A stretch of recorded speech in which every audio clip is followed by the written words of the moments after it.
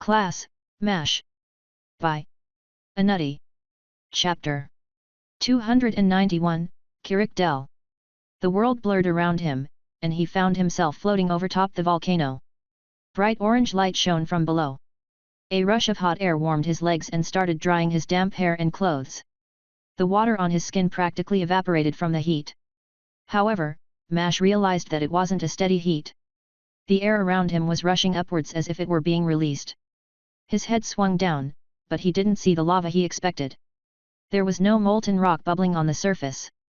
Instead, he saw what looked like sheets of metal. They somewhat overlapped one another but were set at an angle. The hot air was being pushed from between the metal. Now that he was in the light, he could see that it came from within the mountain. It took a second for his mind to accept what he saw. This was a man-made construction, not some natural volcano. He realized his mistake. In his study of the north, he assumed a mountain city would be built on a mountain. But that was wrong, the city was within the mountain. It was literally a mountain kingdom. He could practically feel the excitement building in his chest. He was already trying to what the metal things were for and slowly dropped from the air. Stop!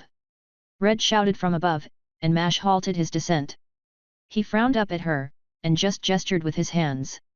He waved them frantically, somehow managing to express every word without saying anything. How are you not following? She rolled her eyes. This is not an entrance. Are you planning on sneaking into the kingdom? They would probably assume us to be spies or thieves, and, I would say, justifiably at that. The fact that Red didn't change her tone made the comment worse. There was no doubt that she was right, but Mash still weighed the options in his head. How bad would it be to just enter from here? He let the question dangle, but he was already flying back up to join them. His thoughts were mostly for himself. Even he wouldn't ignore a reasonable argument when given to him so plainly. Fine, let's find the normal entrance. Mash sounded like a petulant child, though he made sure to sound sarcastic. They flew down bickering over what the metal thing at the top was. They didn't really have a good idea, but it was fun to speculate. For his part, his first thought had been to think it was used to collect water. However, Luke pointed out that it was too hot for that. Their skin had dried up from the hot air, and the snow evaporated when it touched the metal. Luke believed it was used to control the temperature within the mountain. Red agreed and explained that the metal could probably be moved to allow more or less hot air out. Mash could somewhat understand that line of thinking, but something about it still felt wrong. If it was just to adjust for the temperature, then they could have set it up differently. Plus, it was made of metal, which made him think there had to be more to it. He stared up at it, wishing he had gotten close enough to see if it was enchanted. He almost flew back up, but Red had spotted what looked like a proper entrance. Well, it didn't actually look like a real entrance, but she spotted a metal door inlaid into one of the walls. It was just embedded into the mountainside, and it was large. Easily as big as any city's grand entrance. It was entirely made of smooth metal, but it would be hard to spot from a distance. The metal was white like the snow, and the only thing that made it stand out was its unusual smoothness of it. He wondered if they had missed other doors. Yeah, that was likely. They would have missed this one if not for the night revealing the strange glow at the peak. Even then he had just assumed it to be a volcano. It was all very stealthy, but he didn't know why. The door was impressive, but it was closed. Ice had started growing along the creases. The door probably hadn't been opened in a while. I don't think this is the main entrance. Luke gazed at the ice and snow that had built up along the bottom. Mash's head bobbed as he agreed, but he didn't really want to look for another entrance. It wasn't that he was cold or tired, he just wanted to explore the city. Although, he began thinking that it might not even be a city. It was certainly a building of some kind, but that didn't automatically make it a city. Its sneaky design and metal parts made him think that it was a fort. Mash was going to turn around, but Jill teleported beside the door and knocked. Bang! Bang! Bang! She slammed the door with the side of her fist. It shouldn't have done much, but her stats made her stronger. Even if she wasn't as physically imposing as Mash or Luke, she was significantly stronger than most. So, her knocks were loud. It even shook some of the snow free. If it was a fort, then someone would have definitely heard that. Mash had been backing away but stopped and dropped from the sky. He fell and landed in a small explosion of snow beside Jill. He started retracting his wings. It was far more efficient for him to use his transformations than his wooden creations. Although, he knew that a man having the wings of a wyvern wouldn't exactly come off as friendly or approachable. Mash walked up to the door, hoping that his domain would let him peek into the building. It did, but not by as much as he had hoped. He didn't press himself against the door, but he did get close enough to lay his hands on it. The doors were thick though, and the other side revealed nothing but a long empty hallway. There was nothing living within his domain, but he did notice some magical constructs along the walls. It wasn't something fancy. Just simple light crystals, he had seen enough to recognize them instantly. The rest of the hallway was unimpressive. Stone floors with walls that perfectly fit the size of the door. All in all, it was a lot simpler than he had hoped. After seeing those large metal sheets that covered what could have been a volcano, he expected more here. Well, can you see anyone? Jill patted Mash's shoulder, and he shook his head slightly. Nope. Honestly, I don't even think it's a city anymore. It might be an abandoned fort or something. Jill's shoulders fell slightly, disappointment flashed across her face. Mash felt much the same. He had been hoping to visit a grand kingdom and meet people. We don't need a city. Considering the heat from earlier, I would assume the building is still somewhat operational. It will be warmer than out here. There was no arguing with that, and Red's logical argument managed to raise Jill's mood. Mash didn't really care all that much about the cold, and he could help the others deal with it if it bothered them. Or in Jill's case, gave up on dealing with it herself. She was adamant in trying to use her spatial manipulation to deal with the cold. It hadn't worked yet, and he didn't think she would continue after a day or two. He looked at the pure metal door for a moment longer. Well, I guess I can break it. Mash stepped forward, speaking as he raised a hand to strike the door. His dragon form could probably smash through any metal. Don't go smashing my door. Who are you pieces? Mash flinched a little when he heard a voice creep out from beside the door, but it wasn't a big motion. He was getting used to people speaking remotely. The voice was rough and deep, but very unclear. It sounded like someone trying to speak with their mouth full, and whoever it was never got to finish their question.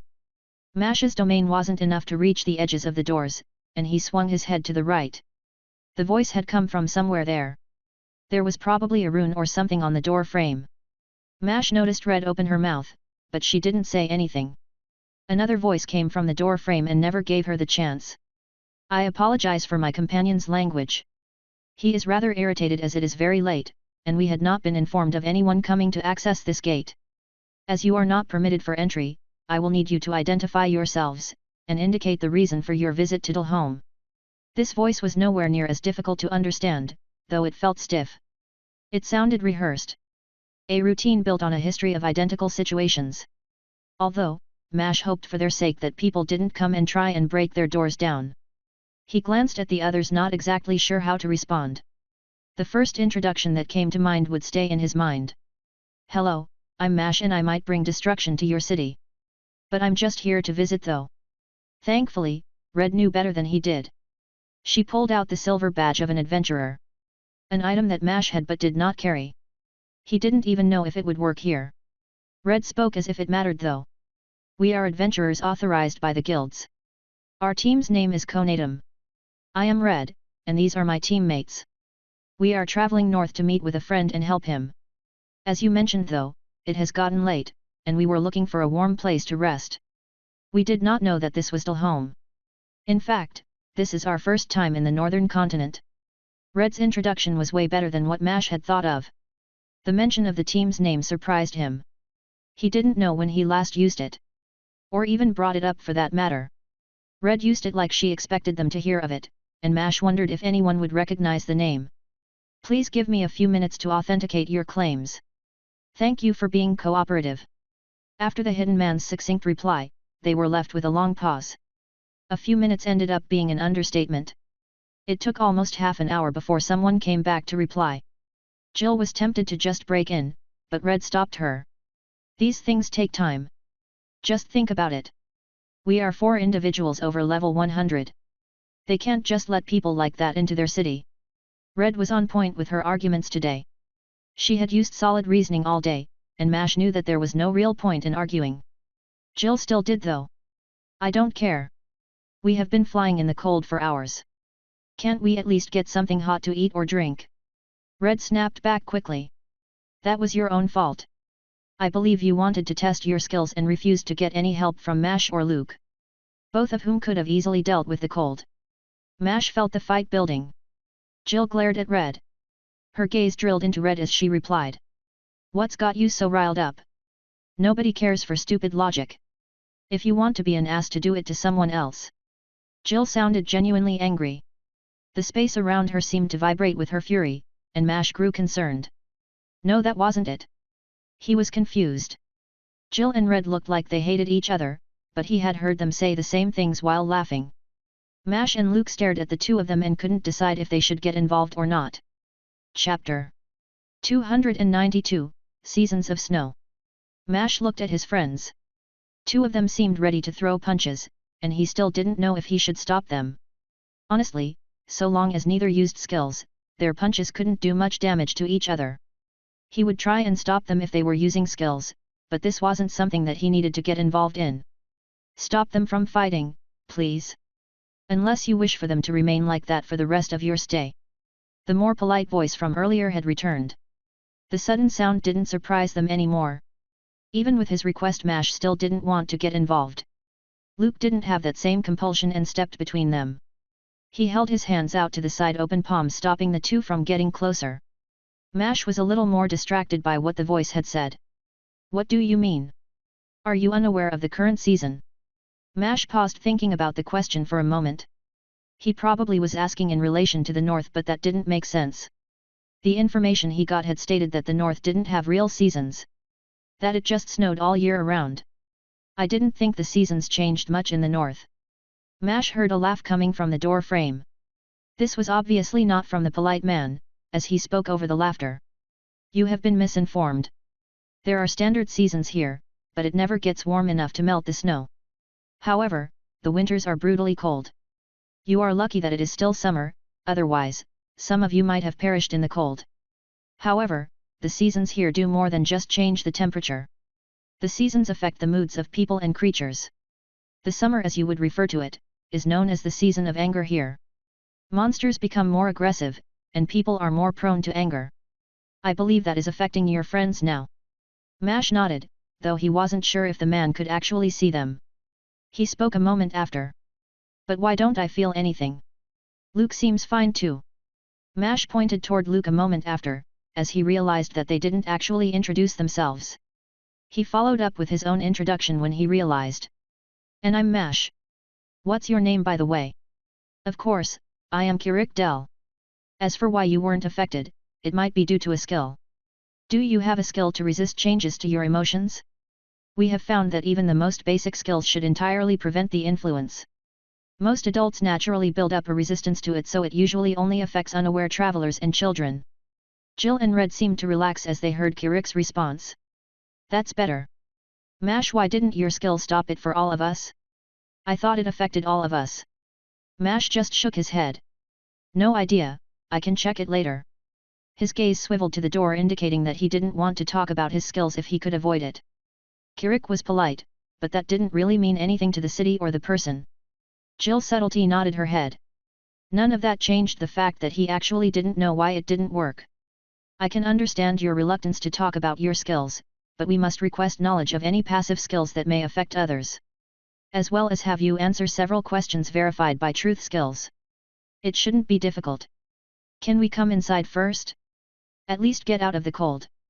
Jill asked, but Mash didn't think that they would, otherwise the door would have opened already.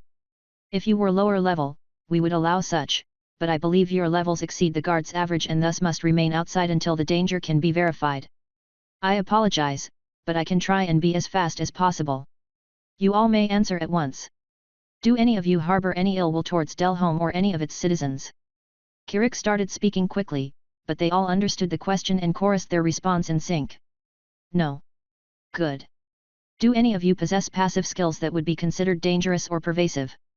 Passive inspection skills of any kind would fall under this category. This time they had mixed results. Luke was the only one who could confidently say no. Mash nodded his head and replied with a simple yes, but Jill and Red weren't as certain. Red spoke up. I am unsure how your city would classify my skill. Kirik replied smoothly. I will need a short description of the related skills from the three of you.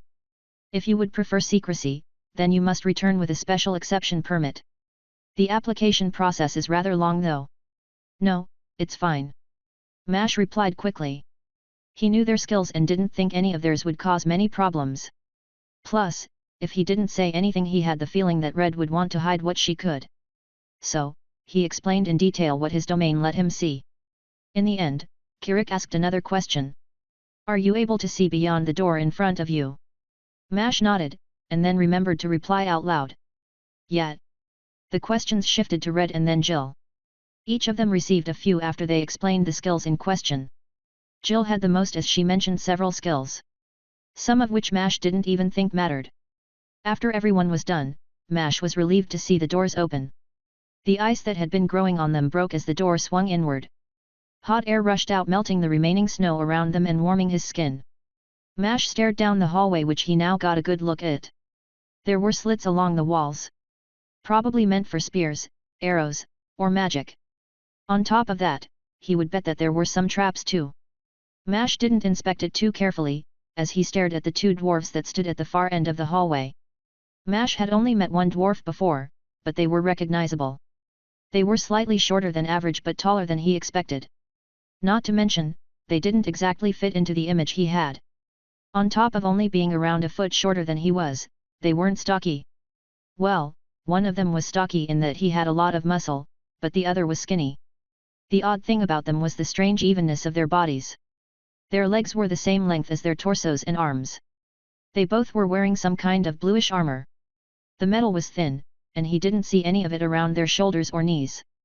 The skinnier of the two waved and gestured them over. The man wore something over his eyes. At first, Mash thought they were glasses, but it was a long bar of glass, that was stuck to him with some kind of rubber. Mash guessed it was a type of goggles. The armor he wore seemed a little big on him. On the other hand, the man next to him made the armor seem small. He was bulky with muscles that showed where it could. The surprising thing about both of them though was their hair. They both had long hair that was tied into a braid and wrapped around their necks. It almost looked like a weird beard at first, but he realized that they were actually clean-shaven. Welcome to Home. As per my earlier explanation, we require you to wear colors indicating the nature of your passive skills. Kirik, as it turned out, was the skinnier of the two and the speaker. He held out long strips of cloth. Mash was given a purple one, while Red received a yellow one, and Jill received a blue and a red one. Kirik explained what each was for. The purple one indicates an invasive perception skill. The yellow is for one that could be harmful but isn't inherently harmful. The blue indicates protective skills in nature. And red is for dangerous ones. The combination of blue and red indicate a dangerous protection skill. I do not know how long you plan on staying within the city, but with your combination of auras, there are few inns which would be willing to provide you with a room. Do you have any recommendations? Luke asked the question somewhat hopefully. Mash would have asked the same, but he was trying to find the city. He couldn't see anything though. All that he could see was more hallway. Where is the city? Mash spoke right after Luke did, not really giving Kirik the opportunity to respond. Kirik seemed to be deciding which question to answer when the other dwarf spoke. Just follow me. I'll show you a forging good inn, but you're buying me some drinks for ruining my night. I'm Trekdell.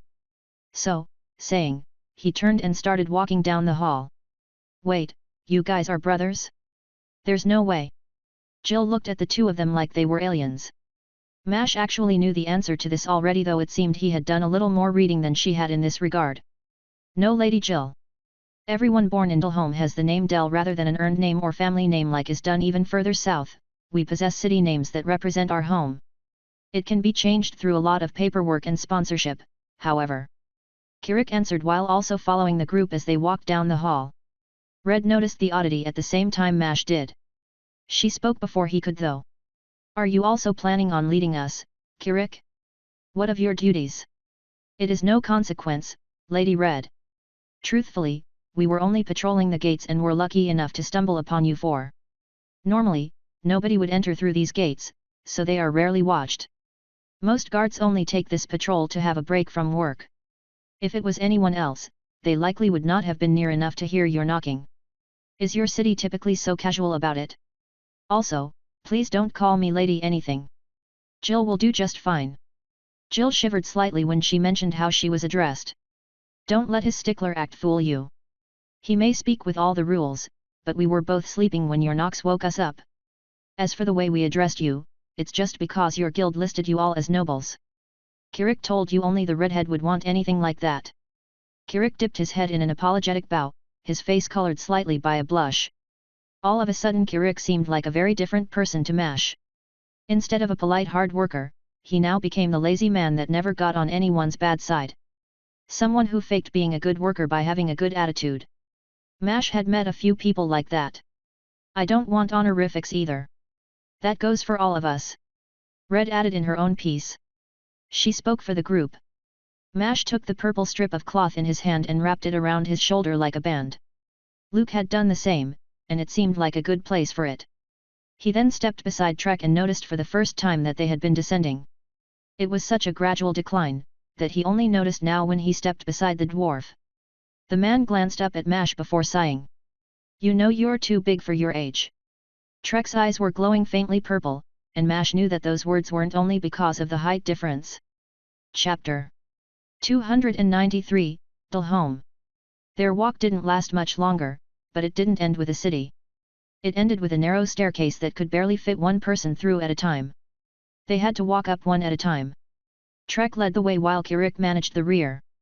Mash was right behind Trek. Mash was taller and looked eagerly down the staircase.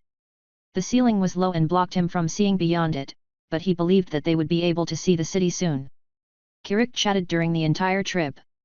It made the 5-minute walk feel much longer, although what he was saying was important. He was explaining some of the rules of the city and what was expected of high-leveled adventurers like them. One of the requirements Mash found surprising was that they would need to help the city in case of a citywide emergency. Adventurers usually filled that role regardless of the law that enforced it. That was one of their expected duties as far as he knew. But he guessed that wasn't the case this far north. Maybe adventurers didn't feel as much need to help other nations, so the law only applied to foreigners. He wondered if that was in place back home. Other than rules for adventurers, Kirik also talked about some social etiquette. He talked about small things like how to barter for goods, and what to expect in terms of costs. Food would be more expensive than they were used to, although things made of metal and stone would be significantly cheaper. Magical items would also be more complex, and there would be some places that could make specially made items too. That was interesting to learn of, but it wasn't like that was impossible to find back home. He would still check it out though. He stopped listening when they made it out of the tunnel. They weren't at the bottom of the stairs yet. The ceiling just receded, and Mash got his first glimpse of the city proper. The city was enormous. It filled the mountain. Buildings filled everything he could see, and some were even built into the mountain's surface at the opposite end of the city. The whole city was encased by the mountain and uneven stone walls surrounded everything. Mash turned his head around rapidly, seeing buildings along the walls everywhere. The city was incredible. Stone buildings were erected everywhere.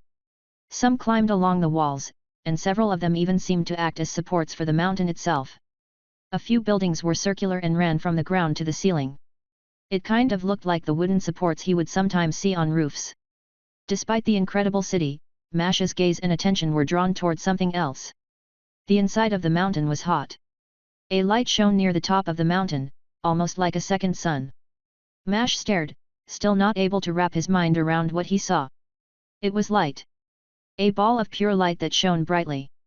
It was a lot of light, and Mash felt sweat start to streak down his forehead. His body temperature had been adjusted to the cold outside. He adjusted quickly though. The others were quick in removing their coats. It was a little incredible how much hotter it was now that they were directly being hit with the light. Why weren't the tunnels this hot? Mash asked the question as he thought of it. They had all stopped to just look at the city, and the guards had given them the opportunity to gaze. Kirik answered the question. There are vents at the top designed to release hot air from there. Little hot air is able to escape into the tunnels. However, the reason it was so mild in the hallway was that most of the air had flooded out when we opened the doors. That made sense, he guessed. While interesting, he was still more focused on the city itself. Mash could see a lot of the city from the staircase, and he did just that. The city was busy despite how late it was. He was a little awed by how crowded the streets were. He could make outlines of people constantly moving along the buildings. Oddly, the larger streets were mostly open, but the smaller streets that wove between the buildings could barely contain the flow of people within. He wondered why more people didn't use the larger streets. According to what he had read, the North did put a lot of importance on material wealth. Were the roads relegated by status? That seemed annoying to maintain, and kind of stupid. It seemed like the kind of thing nobody would want to brag about. Mash stared at the people more than the buildings now. Even the city seemed less impressive as he paid more attention to the individuals he could see. As he expected, the people on the larger street wore a lot of jewelry.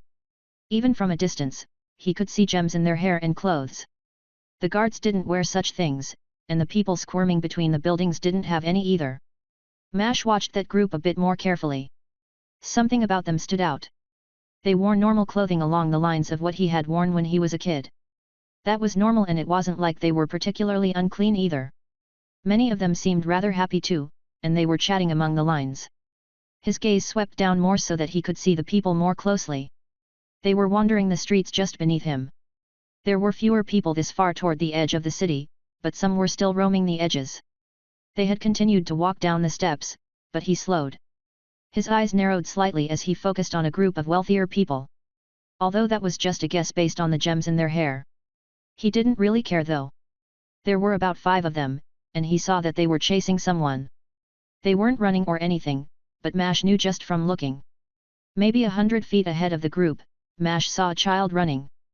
The kid didn't have visible gems, and he kept glancing backward as he attempted to squeeze through the crowd. What was strange to Mash was how the lines opened for the group of 5 but did nothing for the fleeing child. That felt wrong to him, and he felt like he could relate. He wasn't the most liked kid either. Even before he did anything, he saw Red move to grab his arm. He let her and leaned closer to hear her as she whispered. "This is not our home or our place to get involved." She said the words quickly. Mash didn't nod or anything. He just looked at her, waiting for more and realizing there wasn't anything else to say. She was right. It very literally was not his place to get involved, although he wasn't really sure if he would have either way. He wanted to a little bit, but he wasn't that reckless. His abilities weren't the kind that would let him get involved without it being noticed. With all of that being said, there was someone who could do something without much visible interference. Send a message to Jill. Tell her to trip up those people with the gems. Mash told Priscilla to send the mission and watched Jill within his domain. She jumped a little at the message, and her head swung down. She had been staring at the fake sun, and only now seemed to remember the city at all. Mash could almost tell when she saw the people in question and noticed the chase. He certainly felt the slight shift in her mana. The way the magic in the air shifted, and he smiled as he saw almost everyone trip and fall. One of the people with gems actually fell backward as if his head hit a pole. Although she didn't just target the few with gems. Many of those that were walking around the small group also fell. The whole scene quickly grew chaotic, and Mash saw Jill win CE. She probably hadn't meant for all of that to happen, but she had succeeded in making it near impossible for the wealthy men to follow the kid. Much to Mash's relief, he noticed several of the older people that were in the bigger lines take advantage of the chaos to hide the kid. Red was still gripping Mash's arm, and her grip noticeably tightened. "Red tells me to remind you that we will not be in this city long. Doing anything to greatly disturb the peace would be careless." Mash subtlety nodded, but his initial impression of the city had fallen quite a lot. There were still a few things he wanted to see in the city. He would try and get everything done tomorrow. And hopefully, they could leave the day after or something. It was a simple plan. So, that meant that it was probably pretty likely to fail.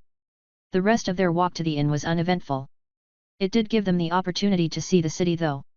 They were able to walk through the larger main road, their levels seeming to give them the right to it.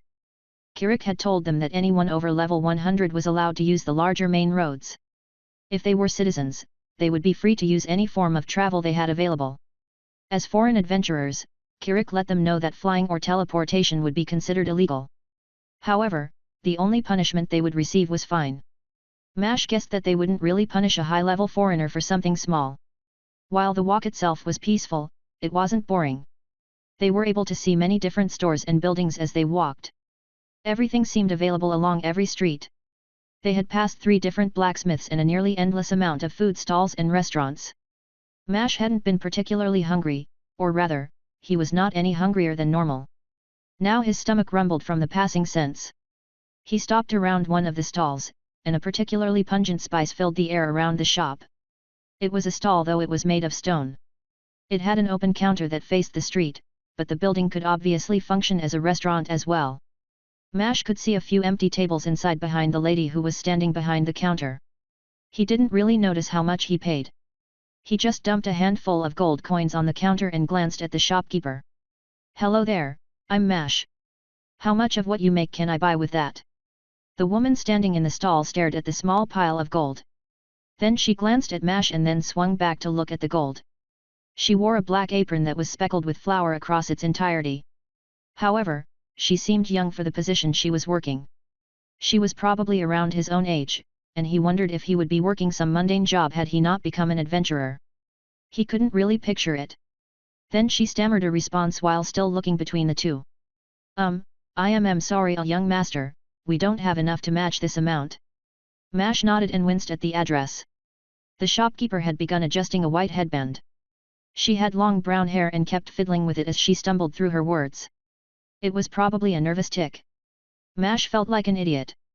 He had just made himself seem like some kind of stupid lord. Realizing his mistake, he focused more on the food, trying to come up with a more reasonable order. He saw a small wooden plank, and he noticed 7 different dishes listed on them. They were all wraps of some kind. Each had a different meat base, so he decided to just some of each. "No, I'm sorry, that was my fault. I will take 4 of each item on the menu. How much would that be?" The lady behind the desk relaxed at his apology and Mash tried his best to give her a friendly smile. She didn't return the smile. Instead, she looked away quickly. Mash tried not to watch her reaction, but he couldn't divert his attention away. The lady raised a hand to her chest and took some obviously deep breaths before turning back to respond. "Yes, let me get that ready." Chapter 294, That's a Wrap. Mash held a bag filled with the wraps that he had gotten. The shopkeeper had sealed them in some kind of paper and had written down which meat was within on the outside. He grabbed one and noticed a large C on top of it. What meat was that again? He didn't really remember, but he guessed that it didn't matter either. The rumbling in his stomach was enough to ignore it. He removed it from the wrapping and stuffed the entire thing in his mouth. That was impressive as the wrap was easily as big as 2 of his fists pushed together. He had done it somewhat unconsciously. It crunched as he chewed, and he wondered if there were bones inside or something. Not that bones were a problem. He could easily chew through them, and the wrap was delicious regardless. It wasn't spicy, but it felt like there were a lot of spices in it. In fact, it was surprisingly sweet. The meat itself was the sweet part, and he wondered what it was. He turned to Trek to ask but paused when he noticed the look on his face. Trek's eyes were glowing again, and Mash noticed that his hand drifted to rest atop his sword. In his domain, he noticed that Kirik had done the same and had positioned himself directly behind Mash. "What are you?" Trek spoke, his voice quivering slightly. The guard knew that Mash was stronger than him and obviously didn't want a fight. So, why had he become so aggressive all of a sudden? Mash had to speak around the wrap, but he had to ask. "Wait, what?" Mash was human. He has a skill that lets his body change to his needs. "We should have warned you, sorry." Much to Mash's surprise, Jill spoke before anyone could do anything. She spoke so quickly that her words were barely understood, but it did make both guards relax slightly. Mash just looked at the group with clear confusion in his eyes. "When you opened your mouth, it just kept stretching till it fit the wrap. It should have been impossible, but your mouth stretched across your cheeks. It looked like it should have torn your face. That was more than unpleasant." Red spoke and Mash felt her glare on his back. Trek gazed at Mash for a second longer before relaxing. The guard smiled slightly before responding. "Well, I would avoid doing that in front of Vasha back there. Otherwise, she might not ask you out next time." Mash thought that he would have choked if he could. Instead, his skill seemed to prevent that, and the food went down the correct pipe. However, Mash's instincts caused him to cough reflexively. Trek laughed at the overreaction, and Mash forced out his response. "I don't think that will happen. I'm pretty sure she was scared of me." Mash was fairly confident in that. He remembered how the shopkeeper had needed to turn around and take some deep breaths. She had been nervous around him, of that he had no doubt. "Ha! Afraid? Would you be afraid if someone walked up, dropped a handful of gold, and then had the good sense to realize and apologize for his mistake? Most women would at least give you a chance for that. And you are certainly pretty enough. Trek spoke while laughing. His voice carried further than Mash was comfortable with. Mash opened his mouth to argue, then closed it again. Was Trek right? Mash was going to argue because of his appearance, but he wasn't sure. His scars and scales were gone. Other than some strange tattoos, his skin and hair were flawless, and his clothes were equally perfect. He had just been so used to people being scared of him that he didn't really consider an alternative. Now that he was thinking about it, the only really weird part of him now were his eyes. Also, high-leveled people were just naturally better looking. Well, they looked more like their most perfect selves. That was just a byproduct of raising your charisma. He's not wrong, but that just made the way you ate the wrap all the more unsettling. Red commented from behind, and Mash was left with nothing to say. Their comments made him feel better. He thought that he didn't really care about his appearance or how others saw him, but he felt a little better knowing that he didn't scare everyone he met anymore. Even with that feeling, he didn't change how he ate the wraps. He even opened his mouth even wider than before for the next one. The group made a collective groaning noise, as Mash relished in the food and confidence. They continued to walk through the streets. Apparently, the inn was closer to the center of the city. Kirik was very open with his explanation of the city, and he told them about the inn. It was called the Adventurer's Gate and rested beside the central market. Apparently, it was placed there because the highest-leveled guards and citizens lived in the area. They were the only ones who could really deal with foreign groups like Mash's team. The inn would be durable enough to handle any incidents and even acted as a guild too. The city didn't have many adventurers, so it didn't have a need for a larger guild complex. Once they entered the central part of the city, Luke stopped them. He pointed to a set of tall buildings. 3 buildings seemed to place almost perfectly in the center of the mountain, and they towered over everything other than the buildings that acted as supports for the entire mountain. What's that? I feel like it's wrong somehow. Mash stared at the buildings and had absolutely no idea what he meant. The buildings were excessively large. They were rather magnificent structures. Some had balconies, and one of them seemed to have a park on the roof. One of the others was like a ball, and he wondered how they had managed that. He doubted that it could be made without a skill. It was too perfectly spherical, and it was painted gold. While those things were odd, he didn't think that was what Luke meant when he said wrong. Mash could see both guards wrinkle their noses within his domain. They were perfectly synchronized in their disgust, and Mash wanted one of them to explain. The building with the park on it is the slavery. The spherical one is an auction house. The last of the 3 is an arena. Kirik's words were barely processed after the first sentence. Mash couldn't help but step back a little. He knew that slavery existed in other kingdoms, but he hadn't expected to see it so openly. His home had had slaves once, but that was a practice that had long been dissolved. The reason was obvious. A slaver's skills were just as bad as a necromancer's. Worse, since the people it affected were still alive. Few skills were banned back home, but enslavement skills were among those that were restricted. It had taken generations to stop the spread of such skills, but Mash was lucky enough to be far removed from that time. He knew that it wasn't considered evil here, but for it to be so open, just felt wrong. How can you be okay with that? A cold hatred had entered Luke's voice, as he chastised the 2 guards. The venom in the words surprised Mash. He didn't know that Luke could talk to someone like that. Mash checked his friend in his domain and noticed the mana around him start shifting. Was he going to attack them? That didn't seem like Luke, but then Mash remembered what Kirik had said about the season. And that made it seem like a very real possibility. We're not. Most people aren't, but the current king is a slaver of some kind, and slavery has grown rapidly. How, don't you know what skills they get? Luke didn't care for their excuse, and Mash nodded along, although he recognized that Kirik and Trek weren't really to blame for the situation. Certain classes were banned back home, though it was because of the skills those classes got. Necromancers took a person's soul. Mental mages stole a person's mind. Slavers owned a person's heart. They had skills specifically designed to make people more obedient. To subjugate people so that they would become slaves in truth. They could change the classes of another. Neither Kirik nor Trek could answer that question. Mash knew that no classes were truly banned everywhere. Some places even allowed necromancers. The only type of skill that he knew for sure was banned in all of the major kingdoms was memory alteration skills. Those skills were considered too dangerous.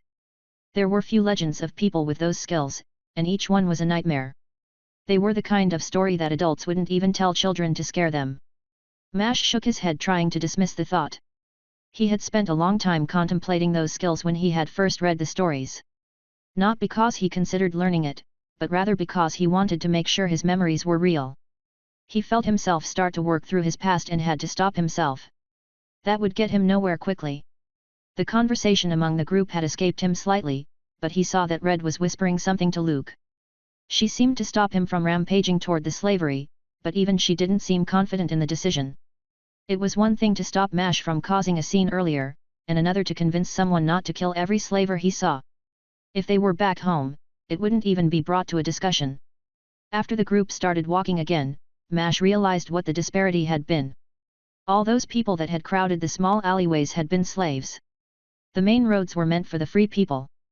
Mash was disgusted, but he was also deeply confused by something. Are there more slaves than free people here? His question left his mouth without much thought behind it. Kirik responded quickly, but he obviously didn't want to talk about it either. No. The most recent survey indicates that 30% of the population is enslaved. Mash took a sharp breath, his mind getting caught by the idea. That were a lot of slaves in one city. Red's mouth opened and closed a few times before she responded with a coherent thought. Wait. There is no way a kingdom can operate properly with such a high slave population. How many slavers are there here? Kirik sighed. I don't know. There aren't that many slavers here, but they are somehow able to make an endless number of slaves. Nobody other than the slavers themselves knows how it works. I assume the slaves know as well, but they are not allowed to mention it. Trek patted his fellow guard on the shoulder before turning to face the group. They had shifted slightly. Mash and his friends had slowed slightly and made a small gap between them and the two guards. Look, we hate it as much as most, but few can argue with the king. Even if he is a new one. That response opened a dozen more questions, but Mash could tell that neither guard wanted to talk about it. Through his domain, he could feel how much they truly hated the current state of their home. Sadness rolled off them in waves. He thought about his own brother. About the guards, he had met long before then. He even thought about his father, and what he had said about being a part of the guard. If the guards felt like this, then this was a broken kingdom.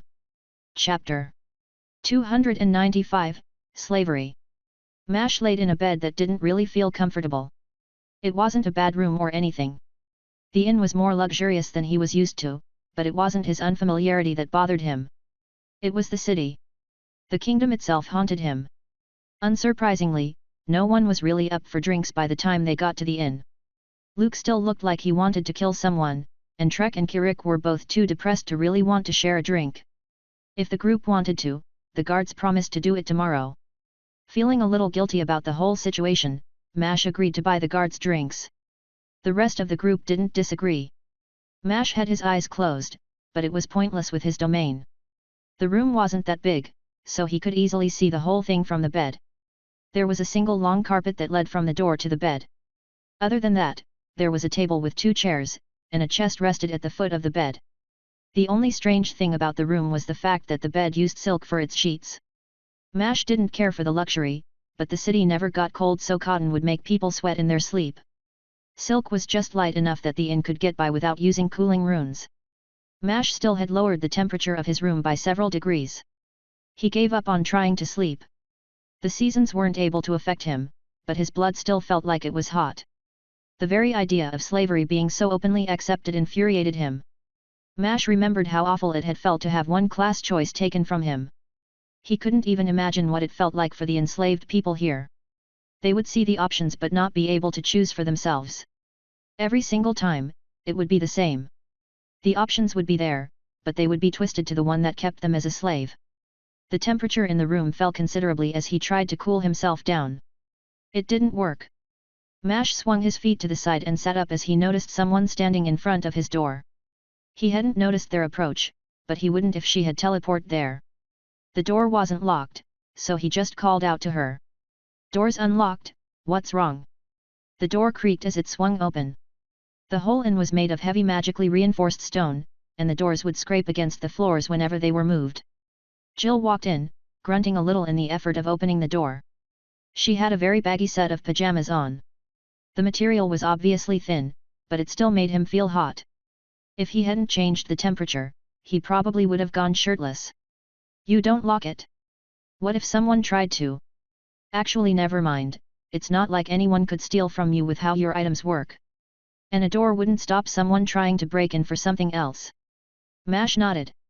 He had come to the same conclusion and had gotten into the habit of leaving his doors unlocked. It was probably a bad habit, but Priscilla didn't really sleep, and she had full access to his domain as well. She would easily be able to warn him of anything. Yet, can't find a reason to care. So, why are you here? Jill shrugged. Then she shivered as she stepped into the space that he had been cooling. It's cold. Right, I forgot that you could do that. You know what, I think I'm just going to sleep here. This is much better than my room. Mash rolled his eyes. Don't care, not giving up the bed. She waved away his words. No problem. Those beds are terrible. I'd rather just use my sleeping bag so long as you can keep it cold the whole night.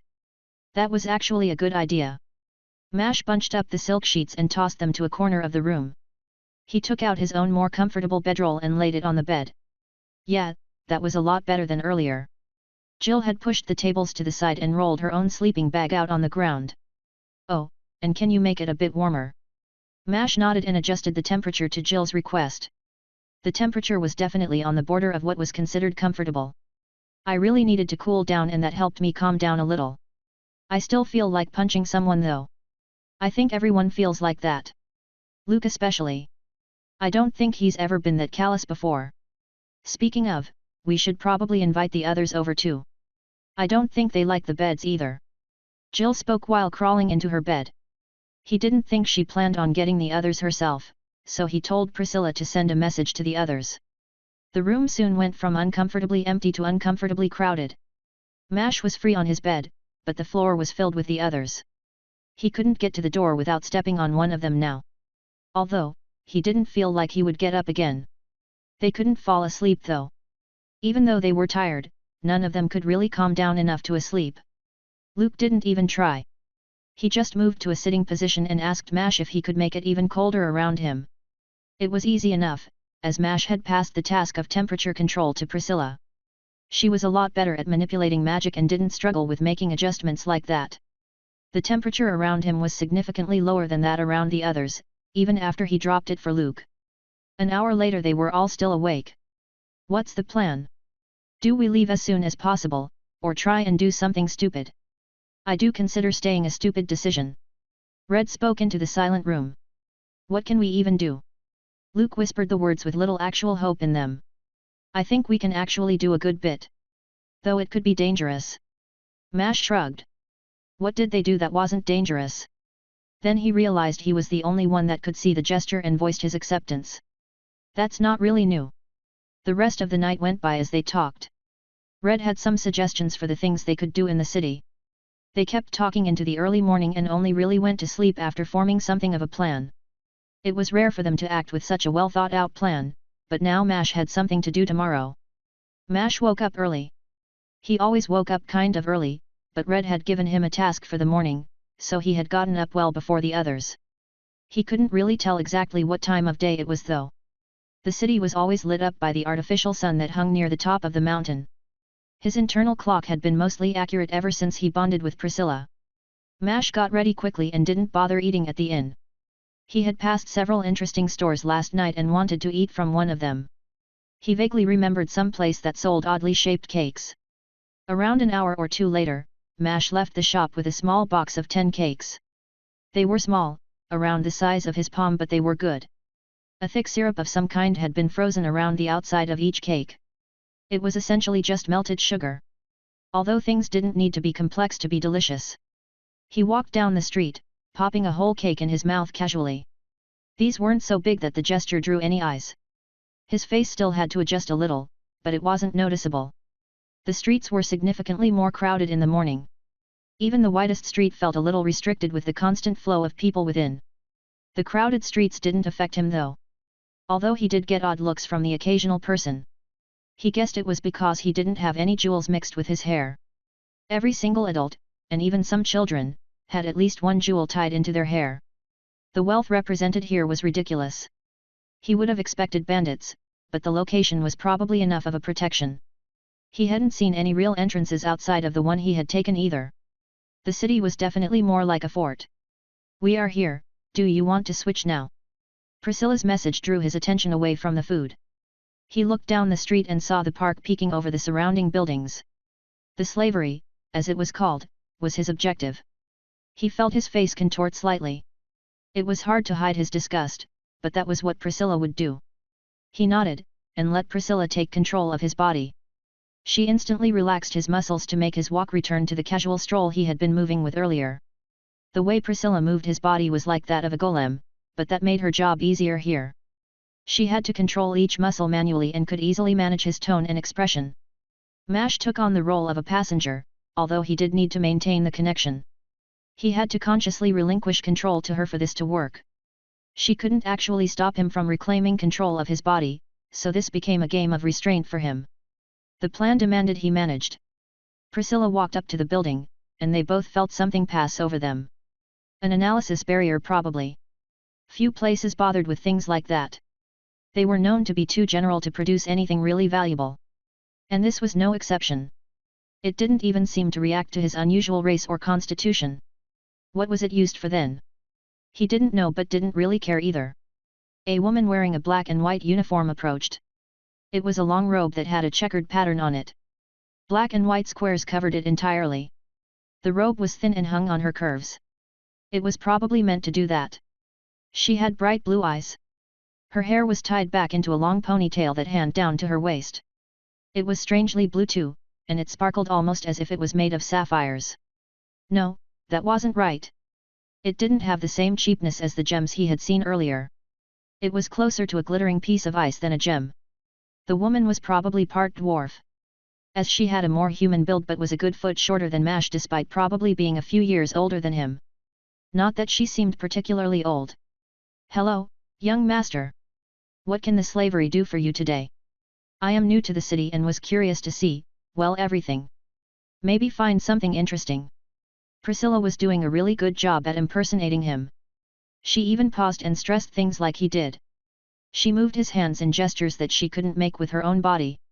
This was definitely for the best. Even now he wanted to take control and just scream at everyone about how stupid this all was. Instead, Priscilla produced a very different response from his mouth. "I have recently come to a lot of gold. And could see the utility of a servant." Priscilla wanted to say slave, but Mash stopped that. Even if this was all an act, he couldn't bring himself to do that. Using the word like that felt wrong. The lady smiled sweetly, and Mash noticed just how beautiful she was. It was uncanny, like the hostess from the auction had been. "Of course. Please, follow me. There are several rooms where we can sit and talk." Priscilla nodded and followed as the woman took the lead. Mash realized he hadn't properly introduced himself and told Priscilla to do it. It would be out of character. You typically give your name later in the conversation. Was that true? Mash didn't really feel like it was. Then he thought about it again and realized there was some truth to that. The lady led them to one of many rooms. She had taken a deliberately long path to let him look around the building. It was clearly designed to show off its products. The walls were unadorned, and he didn't notice any flashy sculptures either. The ground was made of a single enormous blue crystal. The walls had a bunch of gems embedded into them. They reflected the light illuminating the room in a rainbow of colors. That only made the people stand out even more. Many men and women walked around wearing the same robe as the woman who was leading him. He only really realized that they were all slaves when he noticed that none of them had gems in their hair. Chapter 296, Gemstones. Are you a slave? Mash prodded Priscilla until she asked the question. He wanted to confirm his suspicions. She nodded slightly and smiled at him. Her eyes looked through him, he thought that they even shone a little. It almost felt like she was seeing past Priscilla's trick. A skill, or a simple trick. He hoped it was just a trick, or that she didn't blow the ruse. He stared into her eyes. Priscilla controlled his gaze, but he wanted to see. Despite the power in the woman's gaze, it was still a little desperate. Although he might just be projecting. Yes, but I'm sorry to inform you that I am not for sale. I am one of the king's personal slaves. One of his 3 guards and am among the highest level of the slaves here. That made Mash worry slightly. Why would one of the king's personal slaves approach him? Did they have some way of knowing what they had discussed last night? Mash hadn't felt any magic or anything with his domain, but there were ways around it. Not many, but he knew it existed. As one of the few truly high-leveled individuals in the city, I am meant to watch over interactions with others. You are above level 100 and demanded a higher-leveled escort. I apologize for any signals that I may have given to lead you to believe that I might be available for purchase. Priscilla only nodded in response. Mash didn't want it to end there though. He was curious about something else. Wait, are there no slavers who are my level? The woman glanced back at him though she kept walking forward. She answered in a way that answered his question. I am not allowed to answer that question.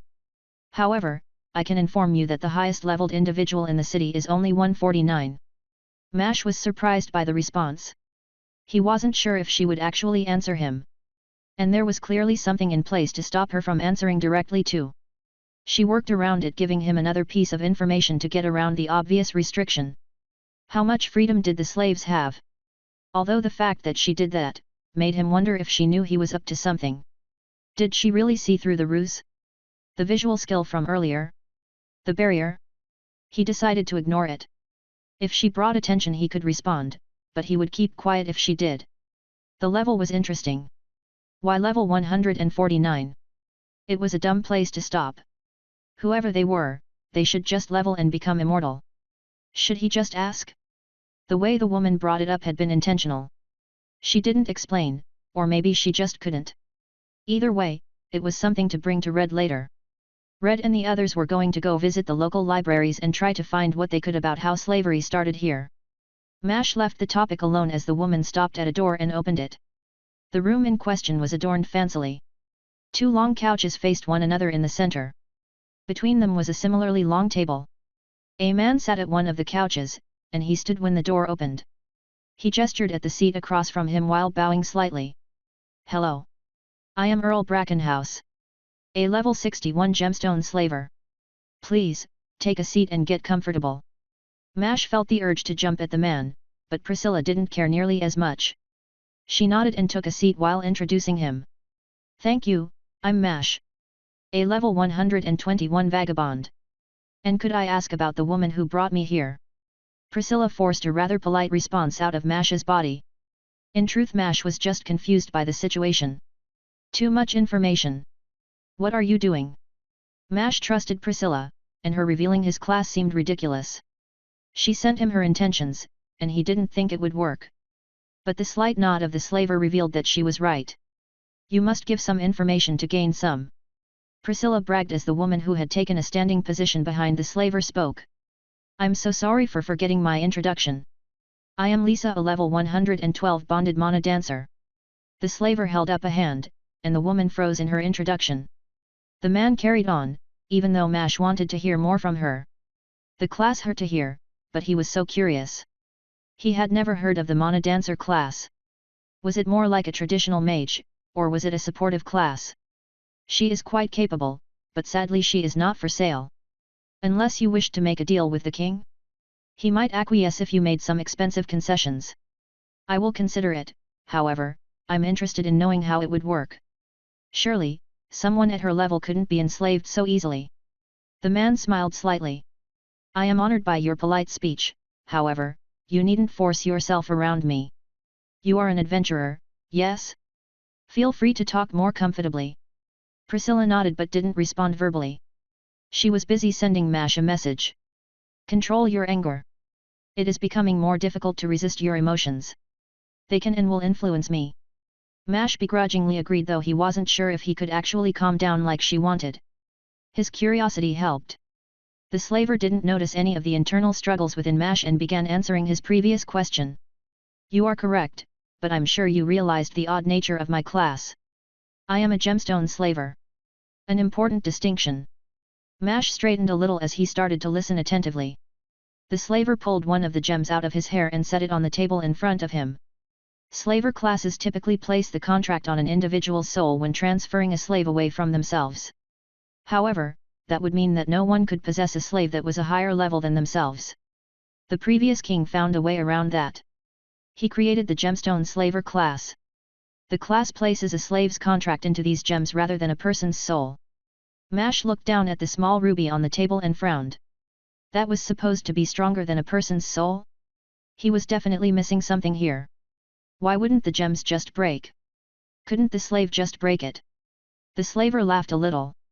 He had gotten the reaction he wanted, though Mash hadn't really been the one to give it. Not at all, sirs. The slaves cannot destroy any gemstone. As for the previous question, you misunderstand what I meant. When a person takes a contract onto themselves, it becomes a contest of strength. They can't handle the strength of the slave. In this situation the gemstones are empty. There is no contest. Nothing for the slaves to fight with or against. They have no way of resisting it. Level, strength? None of it matters. The man laughed as he spoke. He talked it about like some big joke. An open secret that spat in the face of every person. The woman behind the slaver had dropped her smile. She had kept the expression since the moment she approached him, but now it was gone. Mash wanted to kill the man. It was a chilling thought, but one that he had no problems with. The man sitting before him deserved to die. He could do it easily.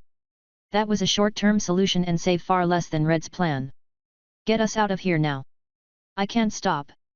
The message came out as Mash tried to restrain himself. It felt wrong to stop himself. The man's laughter echoed in Mash's head. The sound was worse than anything he had ever heard before. It was the kind of thing that would never leave him. Priscilla didn't reply, but she did respond to the slaver. Oh, that is impressive. That would also mean that I could take Lisa as a slave. I might even have something good enough to convince the king to give her to me. Could you arrange a meeting for me? The slaver's good mood didn't falter at Mash's request. His smile only grew wider as he shot Lisa a mocking glance. Many get claimed by her beauty. Even I had tried to proposition the king for the same thing once. I will set up the meeting as you request, though I would not expect it to work. The king is quite taken with her as well. Would you like to see any other slaves right now? There are a few that could match Lisa's beauty. Priscilla actually managed to make his face contort into a smile. Mash didn't know how she managed it. His insides felt like they were boiling again. He decided in that moment to make a list of people that needed to die. And the Earl had the honor of being the first name on it. Not at the moment. I am quite interested in Lisa's abilities as much as her appearance and don't believe I will have enough to buy her and another. However, I will come back if I fail. Thank you for everything. You can find me at the Adventurer's Gate. Please let me know when the meeting is available. Priscilla stood while rushing through the words. She was obviously struggling to maintain any kind of decorum now. The Earl either didn't notice or didn't care. The man's eyes were raised in a knowing way. He acted like he was staring at an overconfident child. Mash's hand shot toward the man. The movement had been quick. Quick enough that it would have broken the man's nose had it been punched. Priscilla forced it to change though. It ended as an open hand, obviously left there to receive one in return. The slaver flinched at the speed, but he didn't let his composure break. The way the man's surprise vanished was odd, and Mash realized then that it was probably a skill. For someone of your level, I'm sure the king will open up his schedule. I would leave your nights open. Expect a meeting soon. I do hope we will meet each other again. The slaver gripped Mash's hand tightly. Mash shook it once and then snatched his hand away. He felt like he would need to stick his hand into an open flame later. The words felt predatory. Like they were worded to get underneath Mash's skin. They succeeded, but Priscilla had already begun moving him in the opposite direction. Lisa opened the door as he approached it. She looked at him. Her smile had returned, but now he could tell that it was forced. His own smile was fake, but the nod of thanks he gave was real. With that, he practically sprinted out of the building. Mash took control of his body as soon as he was out. He ran to the nearest shop and entered abruptly. His mind worked although barely. This shop acted as a more traditional restaurant. He dropped a gold coin on the counter and ordered something random from the menu. After which he promptly stormed into the building's bathroom. His hands shook a little as he locked the door. The click of the door was a relief, and Mash opened a portal and fell into it. The portal had opened right behind him as the door locked. It led to an empty hill in the middle of nowhere. It wasn't close to any of the cities, or even to the great tree that hung over his world. He just let himself fall back into it. Grass brushed against the back of his neck as the portal slammed shut. Mash laid on the ground and screamed. His barely contained rage surged through him, and he shouted. He roared, throwing out all the words that he had wanted to say to the slaver. Chapter 297, Slave State. Mash left the building to meet up with the others. He had decided to eat his fill at the restaurant he had used to escape. It was good, and he spent a few hours stuffing himself with nearly every item they had available. At first, he had just planned on grabbing something to aid his facade, but then he decided to stay as the food made him feel a little better. It didn't wash away his disgust. The food was made well, and he didn't see anyone with gems in their hair. The business was obviously run by a small family and one that didn't seem to have any slaves. Mash was doubly glad for that fact. The others were at the inn. He was a little surprised by that. Red had made it sound like they would be at the library the whole day, but maybe they were still asleep. It was only around noon, and they had all slept late last night. Plus, none of them had felt particularly good either. As he thought of that, he decided to take a slight detour on his way back.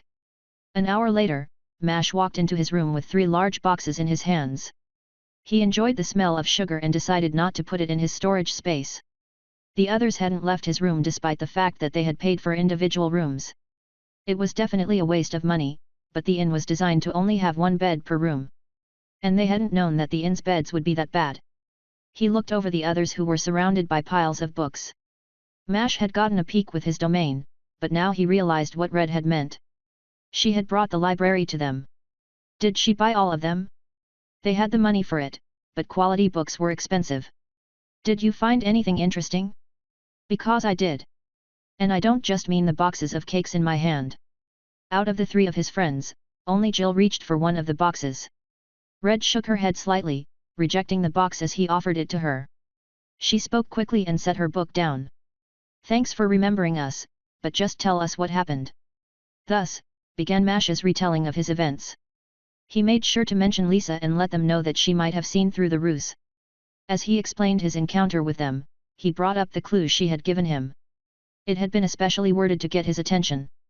Is there something about level 149 that I'm missing? Red shrugged her shoulders. I don't know. We will probably find out soon, but maybe we can ask Kirik later. What happened next? Mash grimaced as he explained his encounter with the slaver. His disgust and hatred had come through as he described the things the man said. He was able to recreate the discussion perfectly, with Priscilla providing him and the others with a mental image of the man. They listened to his explanation carefully when he brought up the gemstones and the slavery system in the kingdom. There wasn't much more left of the story after that though. In the end, I somehow ended up with a meeting with the king. That's probably going to be soon. Jill choked on the cake she was eating. She grabbed her flask and drank from it desperately. Luke shook his head slightly. Only Red seemed like she expected something like that. Mash raised an eyebrow at her lack of reaction. This was a better result than I expected. I was waiting for something more catastrophic. That went as well as I could have hoped, though this meeting is suspicious. Mash nodded. Even if Priscilla had been convincing, Mash felt like the meeting with the king was a little too convenient. Any idea what the trap might be? Other than the king just trying to enslave him. Jill spoke now that she had managed to stop coughing. She asked the question into the open, and Luke answered quickly. I doubt it. From what I read, there are a lot of conditions that need to meet for someone to become a slave. Mash isn't some great criminal, so the king shouldn't be able to force him into a slave. Wait, people had to choose to become a slave? Jill asked the question but then shook her head as if that couldn't be the truth. Luke paused for a moment and only continued after taking a deep breath. No. They are forced into it, but it takes more extreme conditions if the person is high level. Turning someone like us would be difficult, but a child wouldn't even be able to defend themselves.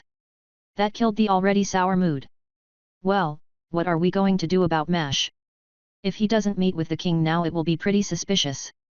The gemstones are what hold the contracts, right?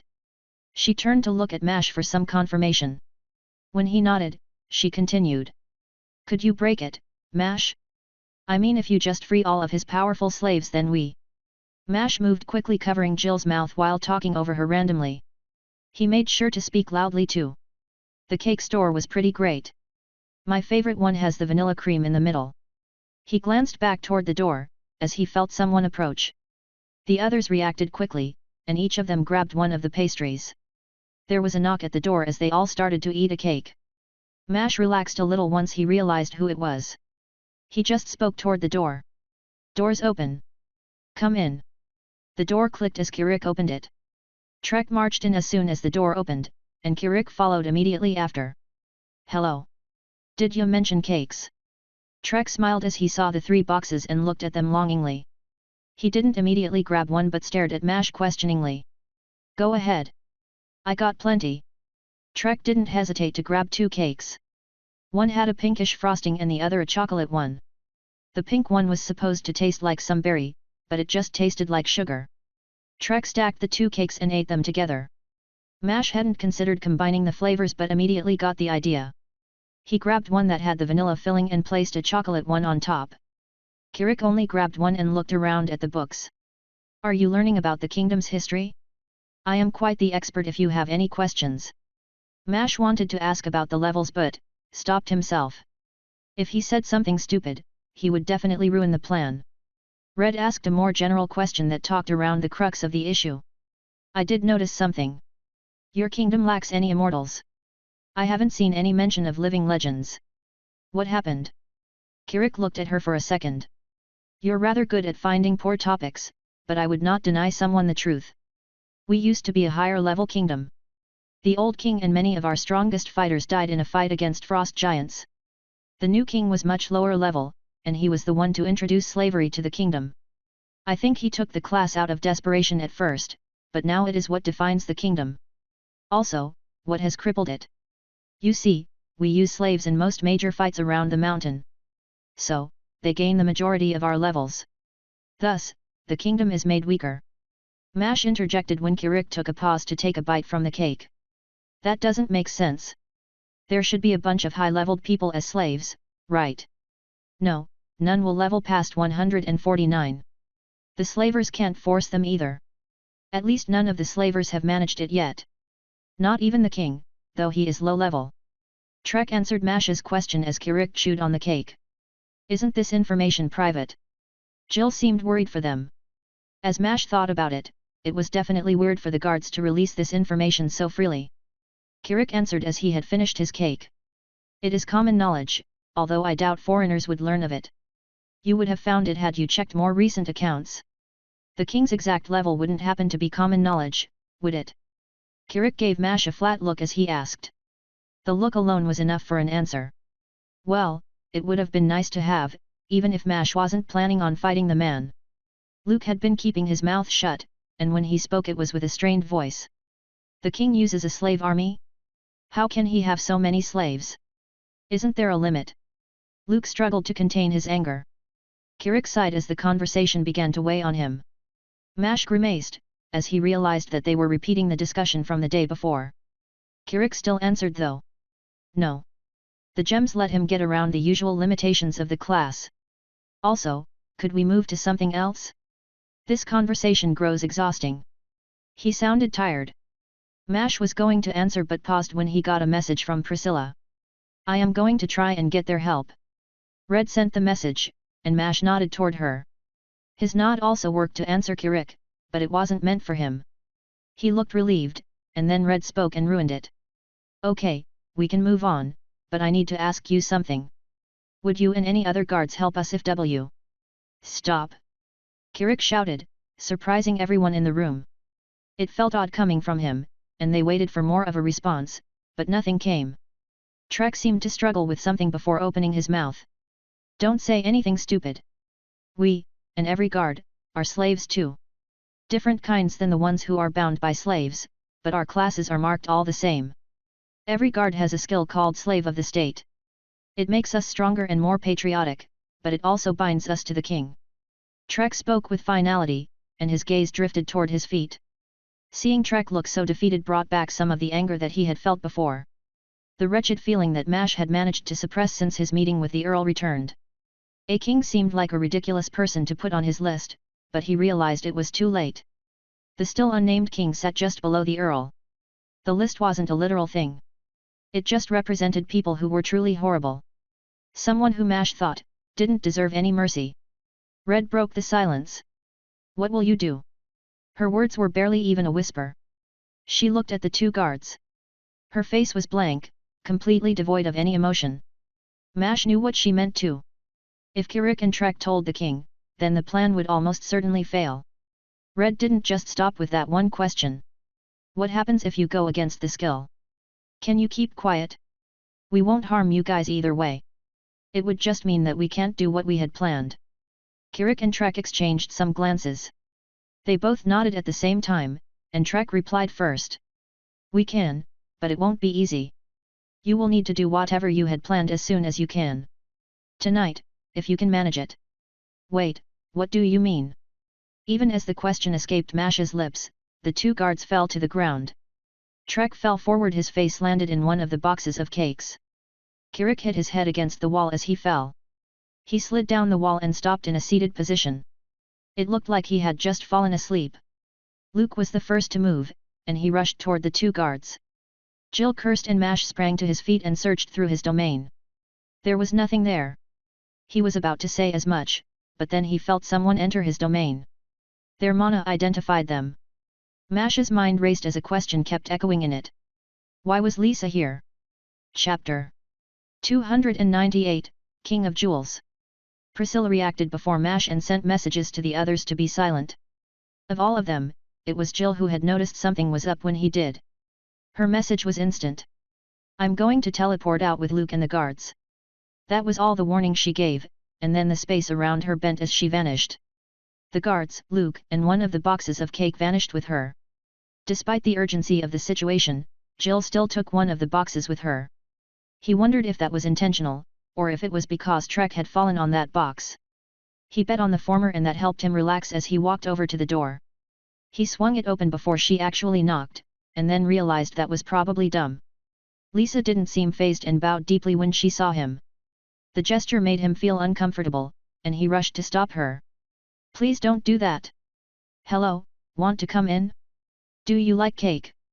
She flinched but nodded reluctantly. Her shoulders rose slightly as she stiffened. Red spoke up from behind Mash too. Hello, Miss Lisa. I'm Red, it's nice to meet you. Mash bought like every cake they had. Far too many for any reasonable person to eat. Please, take your pick. Lisa didn't seem to know that Red would be there, and she instantly seemed to relax. The casual conversation seemed to help, so Mash tried to interject himself.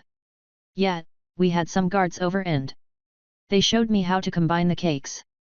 Red and Priscilla both screamed in his head, and Mash realized he said too much. He paused awkwardly and tried forcibly to change what he had been about to say. It kind of succeeded as he made to show Lisa the combination of cakes he had already taken a bite out of. Lisa smiled politely as she responded. Yes, I have seen many children do the same. Although, I rarely eat such sugary food. Wait, you can't be that much older than us. He felt a little snubbed when she called him a child. It was fair considering his real age, but he also thought that his experiences had aged him. Plus, she really did look young, and she was significantly shorter than him. Her dwarven blood made sure of that. She was a head shorter than even Jill, who had been the runt of the group. I am 20. She responded simply, and Mash decidedly kept his mouth shut. He had known she was older but believed it was only like a year older. His body, like most, had developed alongside his levels, though he lacked some things like apparent facial hair. It was unlikely that he would grow it now either. A person's body changed very slowly after level 100. After 150, it was unlikely to see any changes past that point. Not that it really applied to him. He was fairly sure he could change his body however he wanted. She was 6 years older than him. He didn't want to share his age any longer. He is 14, and I'm 15. Red's words carried her thoughts on the matter. Lisa's mouth fell open. She couldn't seem to wrap her head around the words, and she shouted her reply. How are you so high-leveled? I thought people in your kingdom didn't start till 15. It was the first fully genuine thing she had said. Mash smiled kind of awkwardly as he responded. It's been a long year. If I was placing my mental age, it would be a solid 25. Mash meant his response as a joke, but Lisa had taken it seriously. She started nodding quickly, seeming to gain some meaning from his words. A dungeon with a high degree of time alteration then? I have heard that adventurers often lose track of time. I would love to hear about such a dungeon, but I do not believe we have time for such a story today. The king has requested your presence. Perhaps you can tell me about the journey." Mash shared a look with Red, and she sent him a very basic plan through Priscilla. "Try your best to control the situation.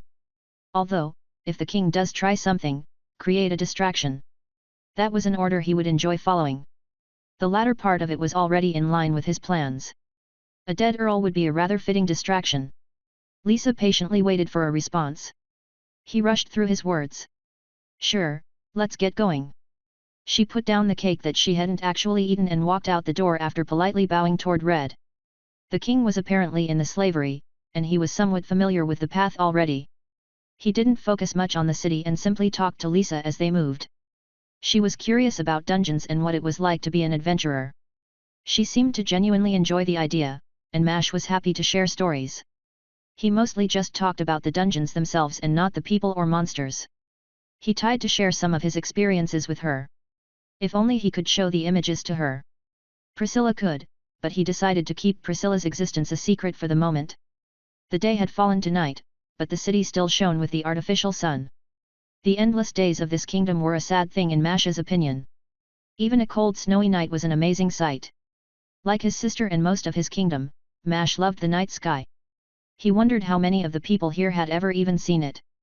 This may be an inappropriate question, but have the people here seen the night sky? Or the real sun for that matter? Mash knew the question was probably considered insulting. Lisa almost seemed disappointed to give him the answer. "I doubt any children have. I have seen both, though only 3 times each. They were wonderful."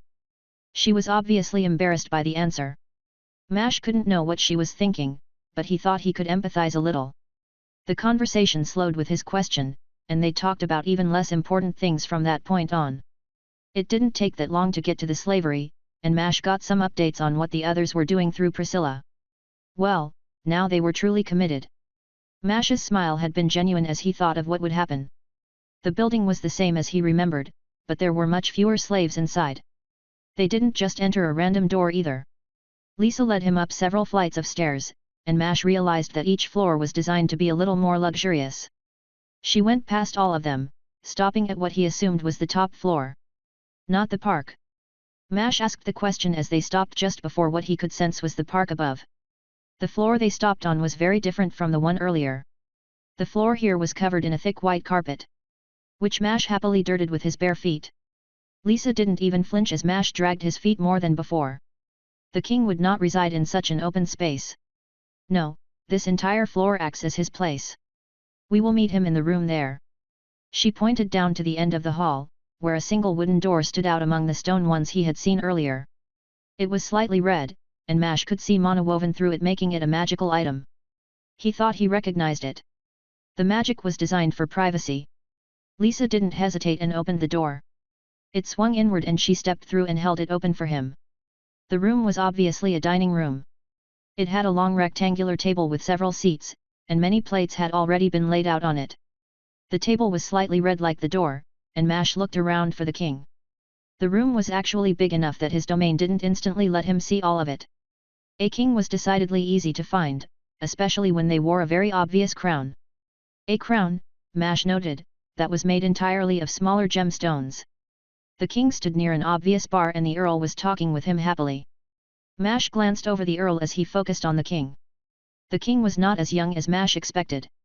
He had a small beard, with blonde hair that was combed back to flow down to the middle of his back. The king was also short. Shorter than Lisa by a hand. He was a full dwarf unlike her. The earl had many gems in his hair, and some were even used as more common pieces of jewelry. The king on the other hand wore a robe that was entirely made out of small gemstones. Thousands of them linked together to form a kind of chain mail.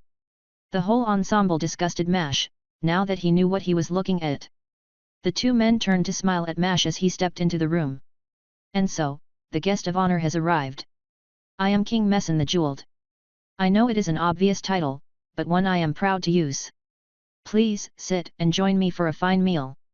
I had only the best prepared." The king's voice was much like the earl's. His tone managed to convey every bit of his condescension. Mash still managed a polite response, though he didn't give Priscilla control this time. He didn't need to. Unlike before, he knew that he would get some revenge. Even if he couldn't just kill the king, he could still cause a lot of chaos. His anger didn't break his concentration but heightened it. He became extremely conscious of everything he did. He didn't bother with an overly fake smile and instead smirked with as much confidence as he could muster. The king had entered Mash's domain. And he was weak. Even with his most generous estimates, he would be surprised to hear that the king was over level 90. No, he was probably closer to level 70. The king's weakness did not endear himself to Mash. Rather something else happened upon meeting. His sense of wrongness that he had felt around the Earl was amplified. For the first time since he got the Devourer class back in the labyrinth, Mash didn't feel hungry. It was that oddity that made him feel like something was affecting him. I do not sense anything, should I go through your memories? Later. A quick series of messages made him realize that he was just staring at the king. Mash responded smoothly as he shook himself of his thoughts. Hello. Thank you for the meal, it looks delicious. Mash walked over and sat down while he replied. The chair creaked a little, but soon everyone had taken a seat. Even Lisa sat. She was the first to start eating, though the king and Earl followed right after her. Only after they started to eat, did Mash begin himself. He didn't hesitate to eat. Even if he wasn't hungry, part of his task was to stall for as long as possible. So, Mash shoveled food into his mouth without even trying to savor the meal. He basically just swallowed it. The king was unknowingly helping Mash with this elaborate meal. Mash mostly asked Lisa questions about the food, trying to avoid the king as much as possible. It kind of worked. The king kept asking a question here and there, and Mash made attempts at polite responses. The topics were all mundane and worthless though. As most of the plates were emptied, the king seemed done with idle conversation. His eyes didn't glow, but they narrowed. Mash could see greed filling them. The king spoke slowly, his words echoing within the now silent dining hall. Now that you have eaten so happily, let us move to the real purpose of this meeting. You are a criminal, who is attempting to incite rebellion and anarchy. For that, I sentence you to a lifetime of servitude. Chapter 299, Catastrophic. Mash heard the words and then processed them. Was Messin really going to try and turn Mash into a slave? That didn't seem like it would work. But Mash saw something begin to form around his neck. Crystal started appearing with no signs of mana or anything. It just started spreading around his neck. Mash jerked back, but the process followed him perfectly. Within a few seconds, a thick crystal shackle had formed around his neck. It was pure black, and only when it finished did Mash begin to hear laughter from the other side of the room. Adventurers truly are as arrogant as you claimed, my king. The Earl practically sang the words. Mash barely listened. His mind was racing. Rather, he was furiously absorbing every bit of information he could. Priscilla similarly helped him follow the traces of the magic. The king rose from the table and walked over to Lisa. He spoke with a haughty sense of authority now. Vomit and drink this. He handed a thin vial to Lisa, and she did exactly as commanded. She vomited onto the table, her face coloring with embarrassment and sadness. Tears had begun to streak down her cheeks as she drank the proffered vial. The king shook his head slightly as he walked past her toward Mash. Did you really think he would save you? Him? He is nothing, but I will change that. Mash, from this point onward you are mine. The king's confidence never wavered as he walked close enough to Mash to offer him another vial. While the king spoke, Mash came to a few realizations about his situation. And Mash rose to his feet, and just watched the king's approach. The man was completely defenseless. He was so self-assured that he didn't even blink as Mash rose to his feet. The king stood less than arm's length away from him and spoke with the same authority as earlier. Stop moving. Vomit and drink this. The command was given, and it did nothing. Mash had already realized it, but the king's skills hadn't worked. The shackle had formed, and it was trying to enforce the king's binding, but it didn't stick. Priscilla had noticed a flaw in the king's method. The man in question couldn't actually tell if the binding had worked. As the king stood there, Mash stopped seeing a man. He saw a monster. At that moment, Mash moved as fast as he ever had. One hand rose to the collar around his neck, as the other struck out. His arms changed as he moved. Scales grew over his skin. The king wasn't completely inept though. His eyes widened slightly, and Mash felt mana shifting in his domain. Two more people appeared in the room. They appeared beside the king but were entirely unprepared for the situation. The only person who actually saw what was happening and responded was Lisa. However, she was slowed by the poisoned food and barely got out of her seat. It was all she could really manage. Mash's left hand crushed the shackle around his neck. His claw had easily torn through the crystal. His other hand struck the king. The dragon form made his arm slightly bigger, and a whole lot stronger and faster. His fist struck the king's nose and pushed it in, along with his skull. The king didn't go flying across the room or anything. He just dropped back onto the ground. He hit a chair, toppling it over as well. The people who had just teleported into the room stared down in obvious disbelief. Mash stared at his own bloody fist for a second. Lisa was the only one to react quickly. The crystals. Destroy them. The Earl heard her just as everyone did. The man really should have run, but instead, he greedily lunged for the king's corpse. The shackle around Mash's neck fell to the ground in pieces, and he lowered his hand toward the Earl. A bolt of lightning came out. Within his domain, Mash felt the Earl try to form a shield of some kind. With a little help from Priscilla, Mash stopped him. Mash didn't know exactly what he was doing, but the Earl's magic collapsed. The man didn't even have time to realize what had happened. The bolt of lightning struck him in the head. He slumped forward, falling just beside the king. He was no longer recognizable as his head was charred. Then the two who stood next to him truly began to realize what had happened. They were both over level 100, and Mash could tell that one was even a higher level than himself. They wore clothes similar to Lisa's. The king's other guards? That made sense. The king had an emergency skill that had summoned them. Then both men turned toward Lisa. What happened? Lisa didn't listen to either of them or just yelled toward Mash. Mash, please destroy the crystals. We can't, and they still hold our contracts. If anyone took them, they would own us. The two men reacted to the words as well. Their faces contorted with horror as Lisa revealed the information. Although to their credit, they didn't immediately try to kill Mash. Mash held one of his hands toward the two bodies. Wood started to grow from it, turning his hand into an impossibly large mouth. In one large bite, he crushed both bodies. Mash didn't understand how his eating skills worked, but he knew that they completely destroyed what they ate. And it proved to work here. The bodies seemingly seemed to vanish from within the mouth, though some blood did leak out. The two men stared at Mash, and then at one another. They laughed and cried and hugged one another. Lisa joined with a smile that was nowhere near as perfect as her previous ones. That made it the best one Mash had seen yet. The three embraced one another, hugging, crying, and celebrating with unhidden joy. While all this was happening, Mash was thinking about something else. He had felt the rush of leveling several times. Enough times that he was beginning to grow worried. And he noticed other changes in his body. The hunger that had vanished was not back but changed. It felt like he was full. Overstuffed even. There was another more concerning change though. His anger was mostly gone. It felt like his heartbeat had slowed a bit. His muscles untensed, and Mash let out a breath he hadn't realized he was holding. A sense of contentment filled him. The feeling was so strong, his thoughts couldn't change it. He did still think though. Shouldn't he have felt worse for killing another person? No, they were terrible, and he couldn't even think of them as human. A person wouldn't be so horrible, he just couldn't believe that. It wasn't the attempt at enslaving him that bothered him the most.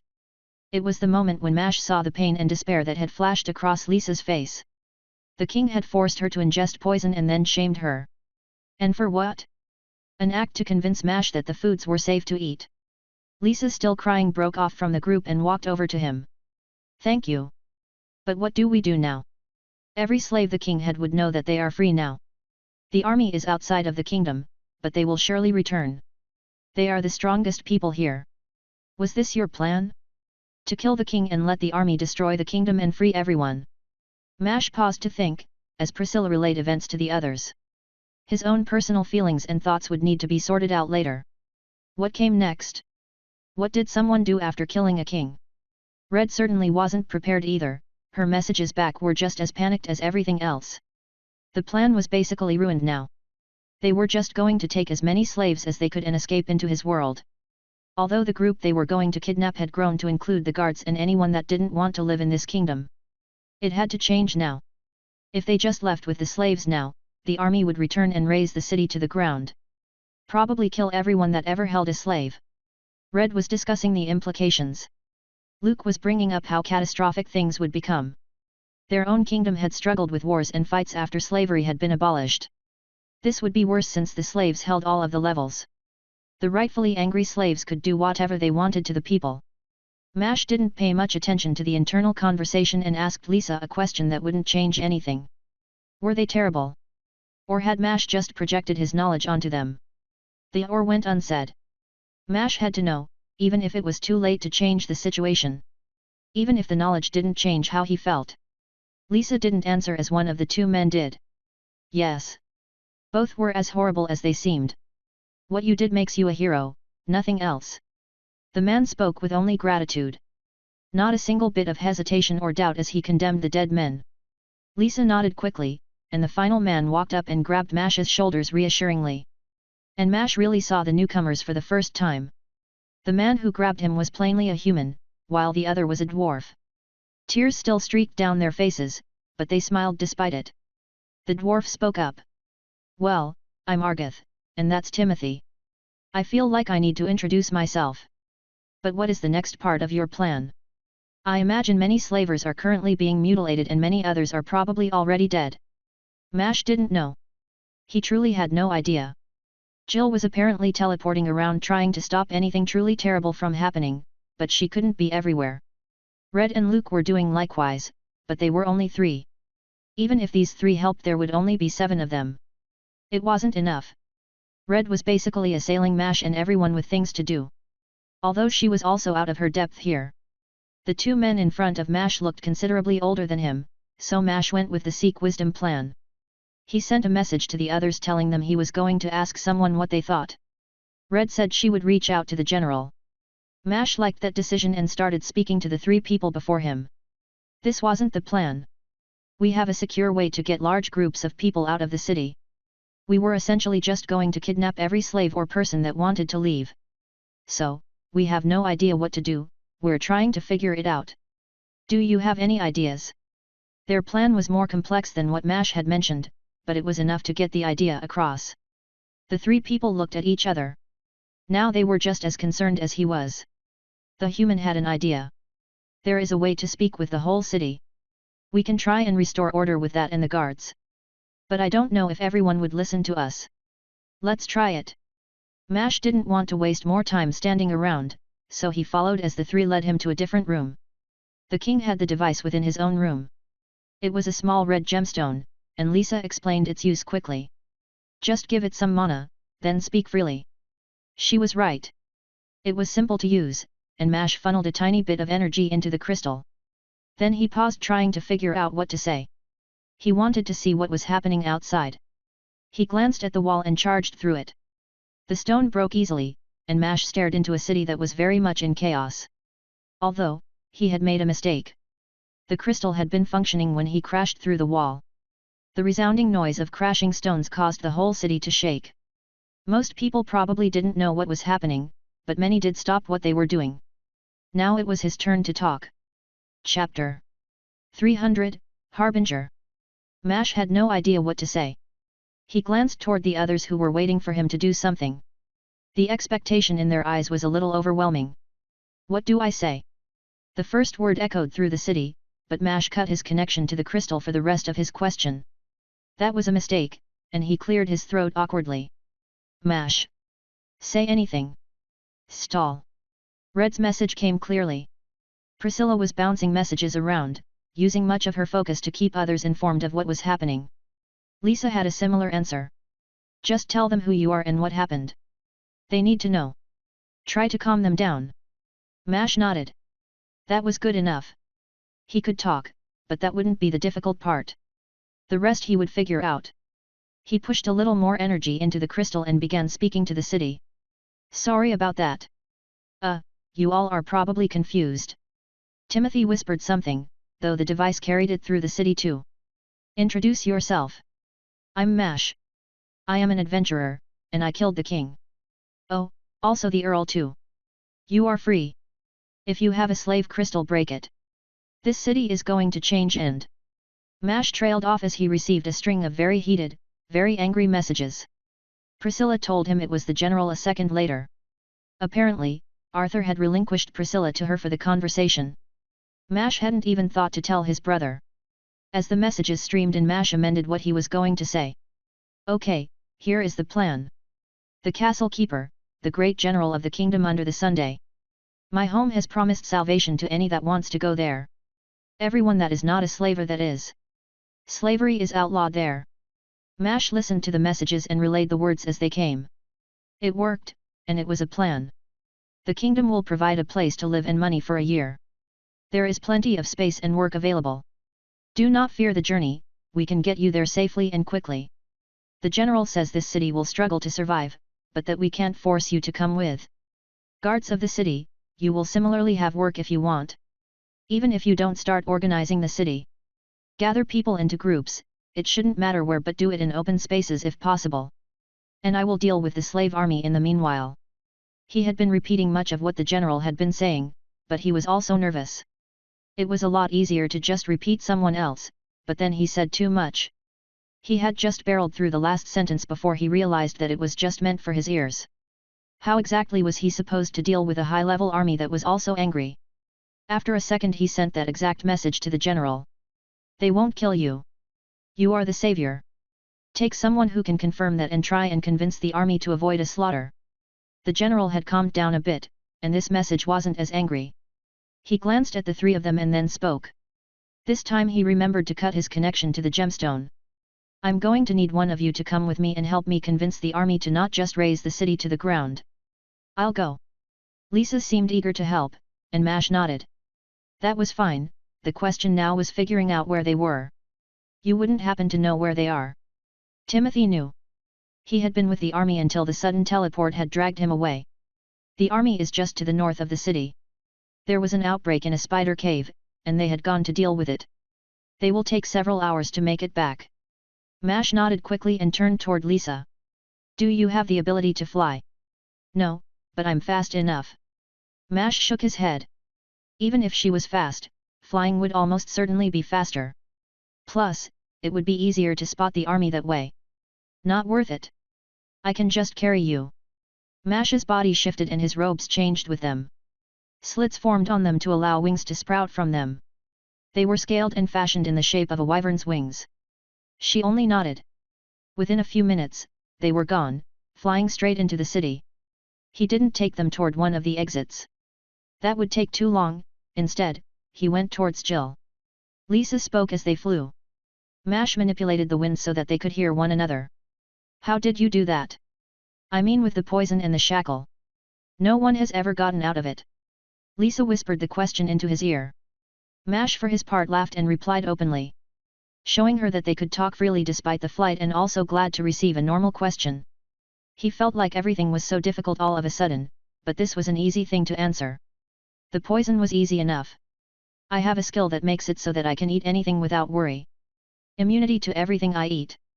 That is strangely narrow in application, but I guess it has proven its usefulness. Mash was carrying her with one hand. Wood had grown from it, turning it into an oddly shaped hook. She sat there as if it were a swing. His other hand was open for other gestures and he waved it to indicate his whole body. Everything about my class is kind of reliant on the skill, so trust me, it is way too useful considering when I got it. And what about the shackle?